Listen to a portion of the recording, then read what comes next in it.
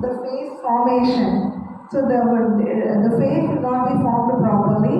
So that will be only in certain cases. But majority the common symptom that is observed is the learning disability in children. So if a child is suffering from Down syndrome, not only the physical appearance or development will change, even the intellectual ability will change. So that is one of the cause for learning disability. For example, a child may look normal, like other normal children, the face formation, everything may be normal, but they may not have the learning ability to remember what concept we tell or to understand what we are telling to them. So that is one of the common cause for learning disability is Down syndrome. So if we see or if we come across any children with completely learning disability, so we must consider that if there is any genetic disorder like the Down syndrome.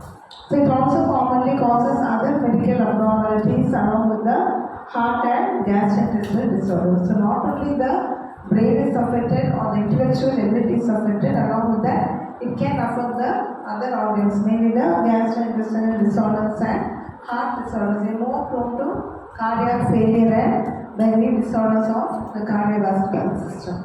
So these are the symptoms of Down syndrome. So main characteristics for Down syndrome include the low muscular tone. So they won't have the muscular tone. They can't move the muscles properly.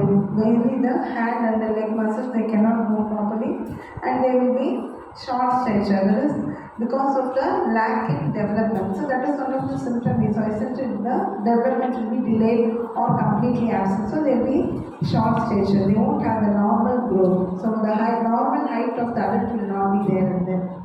And then we have the flat nasal bridge. So they have the nasal bridge will be flat, it will not be erupted like the normal person. And then the protruding tongue. So mainly people with Down syndrome, all these are the clinical features observed with the Down syndrome.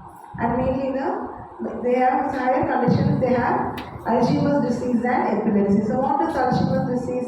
They tend to forget everything. They can't remember even a small thing, like if they kept the thing somewhere, they forget immediately where I kept the thing, they'll be searching. So usually Alzheimer's disease occurs at the age above 60. So only in old age people we have the Alzheimer's disease which occurs, which is a loss of memory. Slowly, little by little, finally, totally the memory will be lost. But it is not in all old age people. So, but that can occur in children with Down syndrome. So even if the age is not that of the old age people, still if the children is born with the Down syndrome, they can be more prone to Alzheimer's disease and also epilepsy. So they have the epileptic shock, fits can occur in the patients or the children with Down syndrome. So these are the common characteristics in Down syndrome. So mainly they have, so apart from all these, they have the IRS. So they are born with the extra chromosome. So that chromosome is chromosome number 21. So that is the extra chromosome is associated with delayed child's mental development. So that is the reason why the chromosome will stop the normal development. So 23 pairs should be there. So additional one more chromosome is there. What will happen? So that is a disorder. It is not the normal one, it is abnormal. So one more additional chromosome is present. So that will cause delay in the physical growth as well as the mental growth of the babies, also increase for other health problems. So they will be more easily prone to diseases, like any infection can easily affect the children with Down syndrome compared to that of the normal child. So three types of Down syndrome are there. One is trisomy 21. So from the chromosome 21, the other one is translocation. Translocation is so the chromosomes. So the normal structure of the chromosome, So we saw in mitosis and meiosis the normal structure of the chromosome. So the chromosomes what will happen, that will be a translocation. So the location will be changed. The location of that particular chromosome will be changed. That is called as the translocation process. And mosaicism. So this will represent so they will have the mosaic-like structure. The chromosomes they will instead of the thread-like structure they have a mosaic-like structure. So these are the three different types of changes which occur in the chromosomes of the children with Down syndrome. So this is the changes which occur in the chromosome. So first we saw that we have an additional chromosome that is responsible for the Down syndrome So next is what are the signs of Down syndrome mainly during pregnancy. So mainly though the likelihood of carrying a baby can be found out by screening. So that is why we saw the prenatal screening. If any disorder, if any metabolic disorder is there, but no symptoms will be observed. So that is the reason why they are born with Down syndrome, because if the pregnant mother will be normal, no symptom will be found in the pregnant mother, so that we cannot identify that. That is why the children are born normally but with the defects because of the extra chromosome. So what are the common defects? Delay in the physical as well as the mental growth of the child, and then they are more prone to risk of any diseases. Any diseases can occur in such people, mainly the heart and the gastrointestinal disorders. So this is about the Down syndrome is important for short months as well as for 2 months. So first we saw about the why you should study genetics. Okay, what is the concepts of studying genetics with the early nurses? Why should we study genetics or molecular biology? So what is the basic aspects of genetics? So DNA is the transferring information. So it's a substance which transfers the genetic information from one generation to the other generation. So genes, they contain the chromosomes, and we saw what are the different consanguinity atopy we saw. So if marriage is occurring between two same blood or same ancestors, that results in deformities in the child. It can be either in the fetus or in the newborn child. It is prenatal or postnatal. And we saw about what are the maternal infections we saw. So what are the infections? Common viral, bacterial and parasitic and fungal infections which can occur during pregnancy. So that may affect the newborn babies. And next we saw about what are the maternal infections we saw, then what are the drugs which can affect. So if we take a drug, that is we saw about the maternal drug therapy. So the normal drug can become toxic in times of pregnancy for pregnant mothers. So while prescribing a drug, we have three categories: A, B, C, D, and X category of drugs we saw. So X category is the most affected, most risky one, and while the common one that can be prescribed without any side effect to the pregnant mothers are folic acid and vitamin B12. So that is we saw what are the effects of drug therapy. So it can be formed, so it can result in deformities in the newborn baby. So we saw what are the different types of screening. That is the diagnosis, prenatal diagnosis. What are the two different types? We saw about the invasive and non-invasive procedures. So invasive procedures include the amniocentesis, choleocentesis and choriocentesis. So taking the fluid and then analyzing for any metabolic disorders.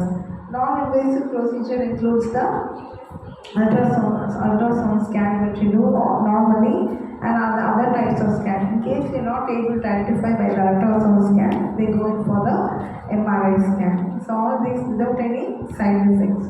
These are the invasive as well as the non-invasive techniques to identify what are the diseases in the newborns.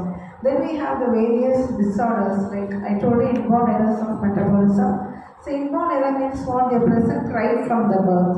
Right from the birth of the child, so there will be defect in the enzyme that is present in that is involved in metabolism. So you have three different biomolecules which we take into diet, mainly carbohydrate, fat and protein. So all these undergo metabolism. So when we take in carbohydrate cannot be as such as carbohydrate. Can it be absorbed as carbohydrate in the tissues? No. Same way the protein cannot be as such as a protein, or a fat cannot be as such as a fat when we take it through that. So it has to undergo the process of digestion and absorption. So when the digestion occurs, it is converted from a complex molecule to a simpler molecule. For example, if you take carbohydrate, so mainly the starch is the resource. What we take in daily, rice, it contains starch. Mainly potato also contains high amount of starch. So these carbohydrates should be broken down into glucose, molecules of glucose. So glucose is the simplest form of carbohydrate and the easily assimilated form. Assimilated means taken up by the tissues. So tissues can take up glucose easily than any other type of carbohydrate. So it has to be converted to glucose. And finally, how do we get energy? So the purpose of taking diet is to get energy finally. Isn't it? That is why we have our food. So finally, how is energy formed?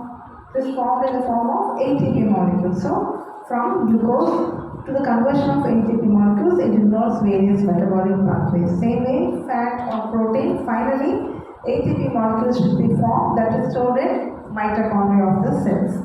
So when in this process we have various enzymes that are involved. So only if the enzyme is there, it will be converted from the required substrate to the product. The required product will be formed. As a result, ATP molecules can be gained. So in the course of the various reactions, if there is any enzyme defect, so that will lead to inborn errors of metabolism. So what happens, for example, we have an initial product A, that is a precursor. So that will be converted to the required product. So when A is being converted to the required product, it has to undergo various reactions. So if particular enzyme is defect or it is not capable, so what will happen? That product will get accumulated. It cannot be converted to the next product. It cannot go to the next step. So that will be affected and cause accumulation of that product. So what did we see? We saw that phenylketonuria is one of such disorder. So that is a disorder of protein metabolism. So same way, what is glucose converted to? Excessive glucose is converted to glycogen and it is stored in the muscle and the adipose tissue. So when required, it can be broken down into glucose. So this conversion of glucose to glycogen, there is any enzyme defect, what will happen? It cannot form glycogen, so it will remain as glucose. So the level will increase. So if there is any defect in any of the enzymes, so that leads to the inborn errors of metabolism. So glycogen storage diseases are inborn errors of metabolism in which you have the enzyme defect and the particular product will be accumulated. So you have the tabular column for that. I share the tabular column for carbohydrate metabolism. What are the inborn errors? Same way for fat metabolism, if it is not metabolized properly, it leads to certain disorders. And protein metabolism, we've already seen phenylketonuria is the common one which occurs, and alkaptonuria and tyrosines, all these they cannot be metabolized further due to lack or defect of enzyme. So sometimes the enzyme can be completely absent, or sometimes the enzyme will be present but it cannot be functional. Biologically it will not be functional. So what are enzymes? Enzymes are proteins in nature. So they form the amino acids together, form the protein which will function as an enzyme. So in case if any one amino acid is not present properly, or any one amino acid is not present in that particular protein, so what will happen? It cannot perform the function of the enzyme.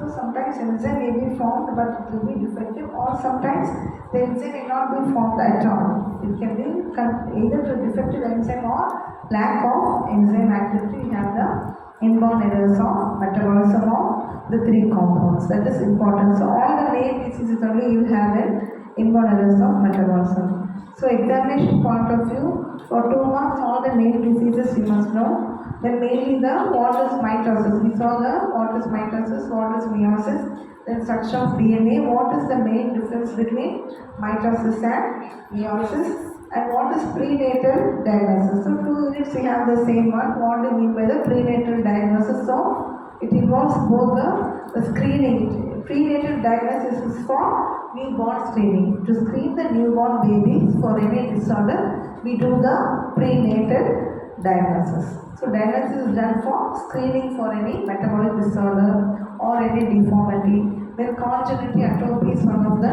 important topic for you. So now we will discuss, and then Down syndrome. So now we will discuss the important questions. What are the answers to write for the important? You will have the question back with you.